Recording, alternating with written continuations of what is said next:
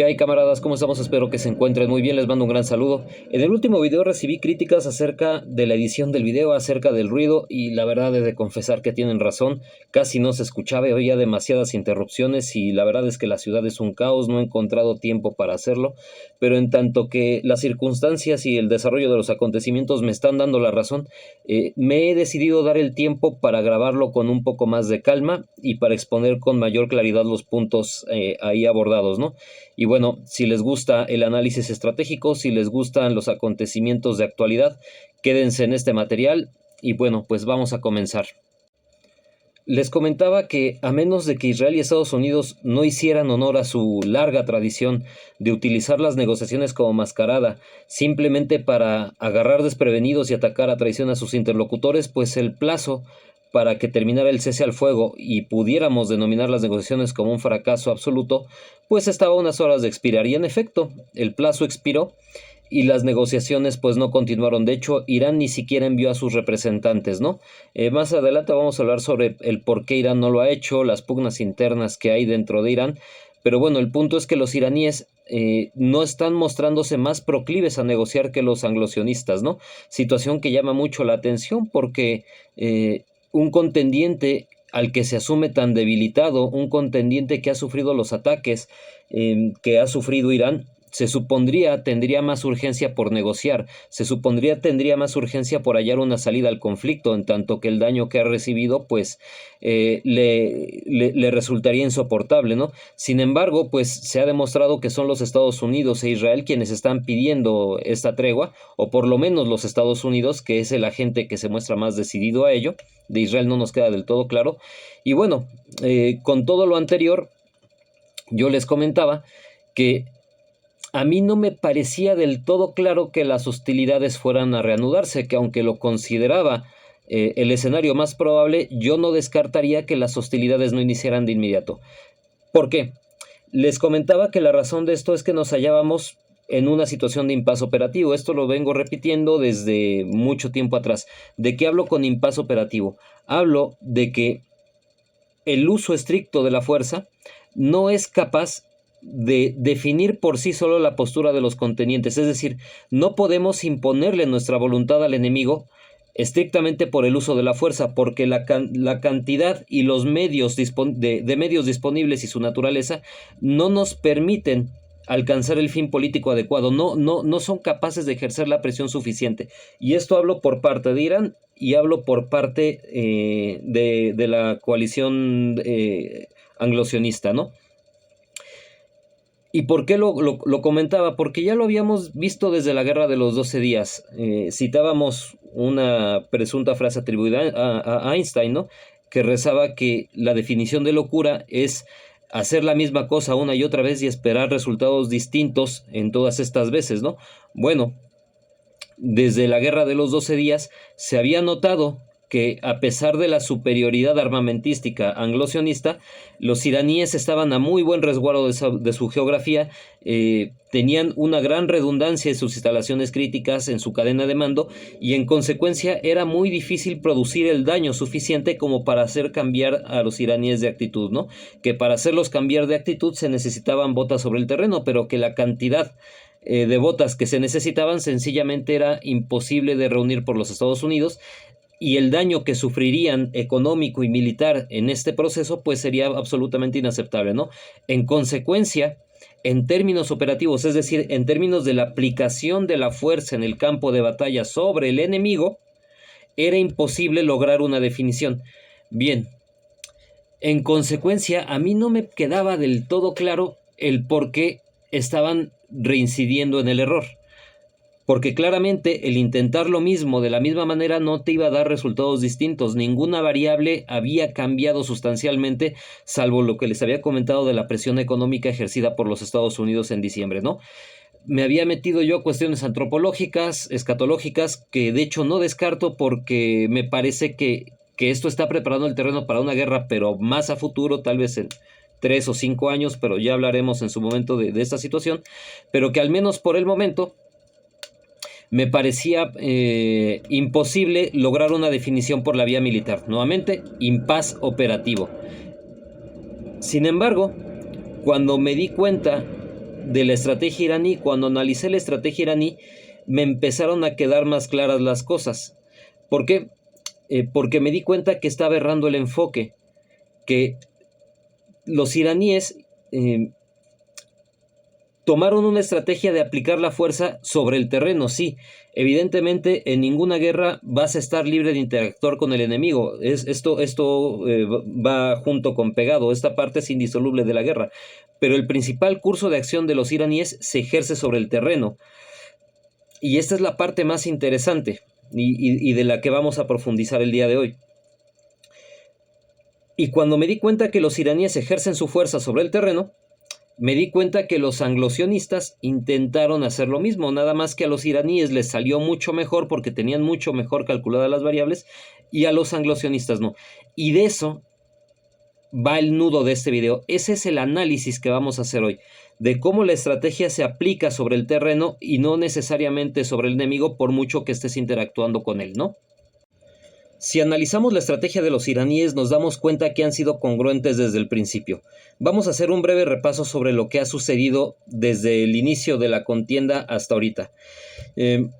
Como les comentaba, algunos camaradas consideraban, no sin razón, no sin bases sólidas para hacerlo, que era un error por parte de los iraníes el no atacar a la coalición antes de que reuniera la cantidad de fuerzas que ha reunido.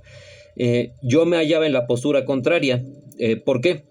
Porque les decía que por muy grandilocuente, por muy contundente que fuera su victoria en términos operativos, Irán no lograría hacer el daño suficiente como para impedirle a esta coalición atacar a Irán de una manera devastadora. Que incluso los resultados más optimistas no privarían a Estados Unidos y a Israel de la capacidad de dejar una gran devastación en Irán, y que en cambio lo único que lograría Irán sería perder una gran base política, de mostrarse como el país agredido, y al poder mostrarse como el país agredido, tener toda la legitimidad ante el mundo de defenderse atacando a los países del Golfo, atacando la infraestructura estratégica de los aliados de Estados Unidos en la región, y que en consecuencia una victoria de carácter operativo no justificaba la pérdida de semejante base estratégica, ¿no? Y bueno, si tenemos en cuenta este precedente, vamos a ver cómo es que Irán es congruente con este bosquejo estratégico. Una vez que son atacados, los iraníes comienzan bombardeando los sistemas de defensa antiaérea de Israel y de Estados Unidos en la región, concretamente los radares. Si bien no destruyen toda la capacidad de Estados Unidos y de Israel de tener alerta temprana, sí la dejan lo suficientemente tocada como para reducir de manera crítica el margen de reacción, ¿no? Y una vez que este margen de acción se ve reducido, lo que hacen es hacer ataques de saturación con cohetes, con misiles viejos, con drones, que dejen gravemente escasas las reservas de munición de los Estados Unidos y de Israel en la región, ¿no? Al tener poca capacidad para anticipar los ataques una vez destruidos los radares, y al tener poca munición para poder repelerlos, la defensa antiaérea de Israel y de Estados Unidos tenía que actuar con unas restricciones muy graves que la hacían prácticamente inefectiva, ¿no? Y una vez que dejas a tu enemigo en estas condiciones, procedes a hacer ataques mucho más puntuales, yo no diría quirúrgicos, pero ataques con objetivos mucho más limitados pero sensibles. Y es entonces cuando Irán empieza a sacar su nueva serie de misiles, como los Khorramshahr, como los Kaber, como los Fatah, etcétera, etcétera, etcétera. Y es ahí en donde la destrucción real y el daño crítico a Israel empieza a suceder. Pero en realidad el objetivo de Irán no es tanto destruir a Israel en este momento, como aplicar su fuerza sobre el terreno. Y es entonces en donde estamos viendo, o donde empezamos a ver con mucha mayor claridad, que la estrategia de los iraníes iba más enfocada al terreno que a los propios enemigos, ¿no? ¿Cómo diablos es esto?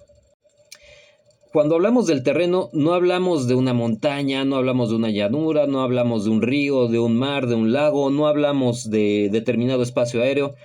Ese es el campo de batalla. Y el campo de batalla solamente es una de las dimensiones en las que se está librando la guerra, es una de las dimensiones en las que se manifiesta el terreno. Sin embargo, existen otros contextos en los que la guerra se puede librar. ¿Qué les parece el contexto de la economía? De hecho, a menudo es el principal campo de batalla, a menudo es el primer campo y el último que se inauguran y que se clausuran, ¿no? ¿Qué les parece el ambiente político? ¿Qué les parece la mente de las personas, el espectro electromagnético, el espacio exterior incluso ya, ¿no? En fin, todos los contextos en los cuales el enemigo interactúa contigo se le puede considerar parte del terreno. Y bueno, nosotros también podemos incidir en el terreno para negárselo al enemigo, para que actúe favorablemente a nosotros. Es decir, es bastante frecuente que el mejor estratega sea aquel que utiliza mejor el terreno en su favor, ¿no? Y bueno, hablando en términos del terreno, nosotros trazamos un plan de batalla teniendo expectativas del mismo, ¿no? Trazamos un plan de batalla teniendo en cuenta que el clima puede ser de determinada forma, que las variables económicas se van a comportar de tal o cual manera, que el enemigo puede tomar tal o cual curso de acción.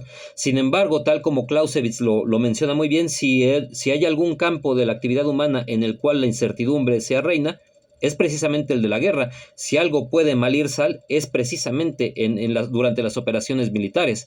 Y en consecuencia nosotros trazamos nuestros planes de batalla en torno a expectativas, en torno a márgenes. Cualquier estratega que se precie un poco no traza solamente un plan de batalla teniendo en cuenta el escenario ideal, traza el plan de batalla, traza los cursos de acción teniendo en cuenta las variaciones que puede recibir este escenario ideal que nosotros trazamos, ¿no? Y teniendo en cuenta márgenes de error, expectativas de lo que puede salir bien o mal, ¿no?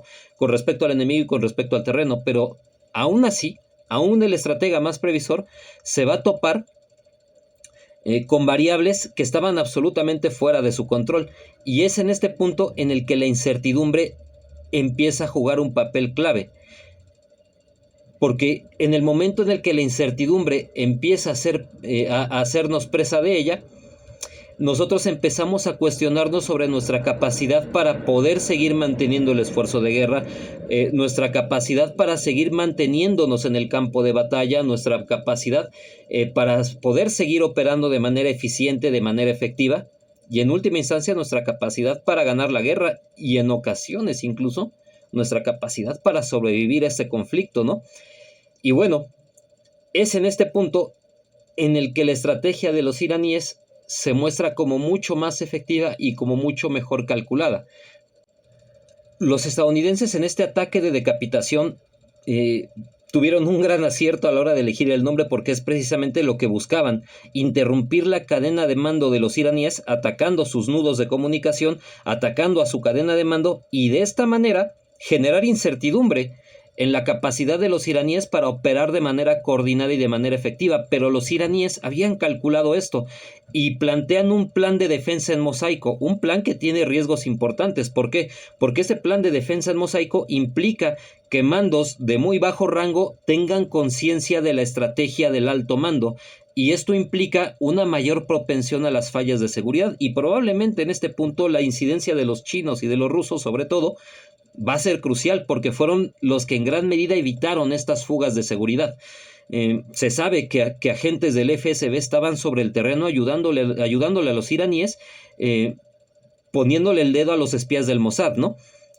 Pero bueno, este plan de defensa en mosaico le permitía a agentes de carácter regional o de carácter local ceñirse a un plan de batalla predefinido y atacar de la manera en la que el alto mando les hubiera ordenado de poder estar en contacto con ellos. Y esto permite que los iraníes reaccionen bastante rápido a esta ola de ataques de decapitación, ¿no? Sin embargo, los iraníes, aunque sí van a atacar a las fuerzas anglosionistas, ellos van a centrar su estrategia sobre todo en los nodos.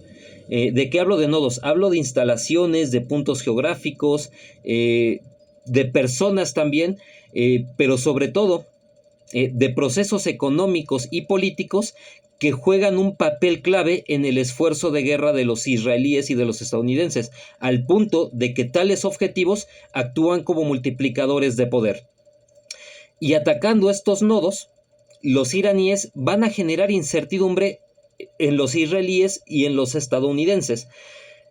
¿De qué diablos estoy hablando? Bueno, los iraníes están plenamente conscientes de que el funcionamiento de la economía de los Estados Unidos depende de la integración de los mercados mundiales, depende del flujo petrolero, depende de mantener los energéticos en determinado nivel de costos, pero también que su esfuerzo de guerra depende de la capacidad de las monarquías árabes de mantenerse como estados viables. Y todo esto giraba en torno a un punto geográfico, el estrecho de Hormuz. Controlando el estrecho de Hormuz, los iraníes pueden impedir, a través del estrangulamiento alimentario, a través del estrangulamiento económico, es decir, estrangulamiento alimentario teniendo en cuenta que el 80% de los alimentos que entran a las monarquías árabes entran por el estrecho de Hormuz, no son autosuficientes en materia alimentaria, y estrangulamiento en términos financieros, impidiendo que obtengan ingresos a través de la venta petrolera, bloqueando el petróleo, pero ese estrangulamiento también se trasladaba por puros enlaces económicos a otras cadenas productivas. Ya hemos sabido de los efectos que tiene la restricción en las ventas de helio. De hecho, yo que me dedico a la informática, esta semana resentí durísimo esta subida en los precios del helio, porque prácticamente se me duplicó el precio de un componente que estaba buscando cambiar, ¿no? Les había comentado el efecto que tiene en el mercado de los fertilizantes, en consecuencia del mercado alimentario, el impacto que tienen los mercados energéticos. Ya les había comentado que a pesar de que en los mercados aparezca el precio del crudo en $110, se estaba comerciando en promedio en 138, $140, ¿no? Y bien, con todo esto sobre el tintero, los iraníes sabían que de cerrar el estrecho de Hormuz, o los iraníes más bien saben que cerrando el estrecho de Hormuz generan tal impacto en la capacidad de la economía mundial para mantenerse integrada, que los Estados Unidos empiezan a padecer efectos económicos lo suficientemente graves como para cuestionarse la pertinencia de mantener este esfuerzo de guerra. ¿Por qué? Porque incluso machacando a los iraníes, incluso no sufriendo ellos una sola baja, los costes económicos por los cuales vas a acceder a esta victoria te hacen prohibitivo el intentar conseguirla. Y en este sentido, la estrategia de los iraníes, al generar incertidumbre en los Estados Unidos, también va a empezar a generar incertidumbre en los israelíes, porque los israelíes saben que sin los Estados Unidos presentes, ellos son incapaces de hacer absolutamente nada. Y bueno, esta gestión de la incertidumbre también se hace extensiva a las petromonarquías. ¿Por qué? Porque ellos admiten la presencia estadounidense en la región con la promesa de que Estados Unidos les va a defender, pero ha sido más que evidente que los estadounidenses no han sido capaces ni de defender sus propias bases, y de que por el contrario, Irán sí ha sido perfectamente capaz de cerrar el estrecho de Hormuz, y que en consecuencia su seguridad alimentaria no es capaz de ser garantizada por la protección estadounidense, y que en consecuencia esta seguridad alimentaria deja a estos regímenes que son sumamente endebles a merced de poblaciones que en primer lugar son mayormente extranjeras, que están huyendo en el momento en el que hay dificultades, y cuyas poblaciones locales son altamente incendiarias, ya sea por motivos religiosos, ya sea por motivos económicos. No están del todo contentas con los regímenes. De hecho, la única legitimidad que tienen estos regímenes es la de ser administradores de la riqueza petrolera, y que esta riqueza petrolera logra generar condiciones de existencia lo suficientemente, digámoslo, dignas, como para mantener a una población local en términos, digamos, básicos, ¿no?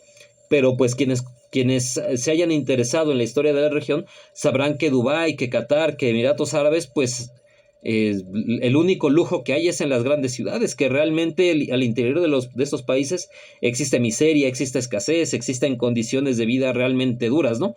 Pero bueno, el punto al que quiero llegar es que la estrategia de los iraníes pasa por mostrar ante el mundo quién es capaz de gestionar mejor la incertidumbre en la región, quién es capaz de dar mayor certeza a la viabilidad económica, quién es capaz de dar mayor certeza a la estabilidad política, quién es capaz de dar mayor certeza de control militar. En consecuencia, los iraníes gestionan el caos de manera más eficiente. Y precisamente por eso yo les comentaba que no me parecía un escenario descabellado que las hostilidades no se reanudaran de inmediato. En primera, porque eran inútiles, pero reanudar las hostilidades solamente demostraba la capacidad de aguante de los iraníes y la inutilidad de la estrategia estadounidense, y en consecuencia reforzaba la imagen de Irán como un mejor gestor del caos que los Estados Unidos. Y esto, me parece a mí, es una estrategia muy inteligente. De hecho, no es una estrategia nueva. Esta estrategia de negar el terreno, de generar incertidumbre en la capacidad del enemigo para operar de manera eficiente, es algo que hemos visto incluso en México. Quienes me sigan desde México podrán constatar esta situación. En México hubo una desgracia durante principios de los 2000, finales de los 90, que se denominó las muertas de Juárez, ¿no? Este proceso pues consistió en la dada de baja, perdón por usar este tipo de eufemismos, pero ya saben cómo es YouTube, en la desaparición física de muchísimas mujeres de clase media baja o de clase baja, de la clase trabajadora, en Ciudad Juárez, Chihuahua. Y bueno, esta desaparición física que terminó pues o que fue precedida de agresiones de índole espacio, para burlarme del algoritmo, sex espacio nuevamente UAL. Estas agresiones, aunque no estaban al 100% relacionadas, sí en un gran porcentaje, yo diría mayoritario por la información a la que he tenido acceso, estaban en su gran mayoría ligadas a cuestiones de tráfico de estupefacientes. ¿Qué es lo que sucedía? Por aquel momento, la organización de Ciudad Juárez, de Amado Carrillo, se había convertido en la más importante del tráfico de estos tipos de sustancias en México. Y bueno, esta situación no nada más generaba rivalidades con otras organizaciones similares, sino que además estaba haciendo que Juárez pues generara una situación de asimetría muy grande. Y la respuesta ante la incapacidad de enfrentar a Juárez en su propio terreno, la respuesta de las organizaciones rivales fue precisamente atacar el terreno. Fue no enfrentar directamente a Juárez, sino atacar el terreno, generar incertidumbre en su capacidad de operar. ¿Qué es lo que sucedió cuando estas organizaciones invasoras de Juárez empezaron a atacar a las mujeres? Inmediatamente generaron que el foco mediático se centrara en la región, generaron protestas sociales, generaron que cámaras, medios de comunicación fijaran su atención en Ciudad Juárez. Y si algo requieren este tipo de negocios es discreción. Discreción y la complicidad de las autoridades locales. ¿Y qué pasa cuando las autoridades locales empiezan a ser cuestionadas en cuanto a su capacidad para mantener la seguridad en la región? Evidentemente, la gente va a voltear a ver también las complicidades que existen con las organizaciones de tráfico, y en consecuencia, este foco mediático generó que Juárez tuviera incertidumbre sobre su capacidad de seguir operando. ¿A qué punto? Bueno, se sabe que contratan a un grupo de SIC espacio Carios para cuidar a las mujeres en su trayecto de las maquiladoras a sus hogares, ¿no? Precisamente para disminuir la incidencia de este tipo de delitos en su región, y precisamente para alejar un poco el foco mediático. De hecho, eventualmente el jefe de esta organización, pues, algunos dicen que fingió su muerte. De hecho, personalmente no me extrañaría, pero el punto es que no es una estrategia nueva. Esta estrategia de atacar el terreno, de atacar los nodos de comunicación, los nodos estratégicos, los puntos multiplicadores de poder, es bastante antigua, y como se darán cuenta, no es una estrategia estrictamente militar. O sea, se puede también aplicar a cuestiones paramilitares o de control de negocios, ¿no? Pero bueno, el punto al que quiero llegar es que Irán parece tener la sartén por el mango, ¿no? Y esto le ha permitido mostrarse bastante altivo en las negociaciones y mostrarse como menos proclive a negociar. Y no es extraño, al margen de que el ala dura de Irán, concretamente la Guardia Revolucionaria, está siendo mucho más contundente y está exigiéndole al gobierno actual, que es más de corte pro-occidental, no negociar. Al margen de esta situación, el propio gobierno, por muy prooccidental que sea, sabe que también tiene la sartén por el mango y sabe que tiene a los israelíes y a los estadounidenses absolutamente acorralados. Y en consecuencia, a pesar de que Trump prometió bombardear, no ha bombardeado. Y no ha bombardeado no porque tenga miedo, no porque sea un alma de la caridad, sino porque sabe que esta situación le está siendo absolutamente contraproducente. ¿Qué es lo que sigue? Personalmente lo dudo un poco, en tanto que el impas es operativo, es decir, ninguno de los dos contendientes puede imponerle su voluntad al otro a través del uso de la Fuerza Armada.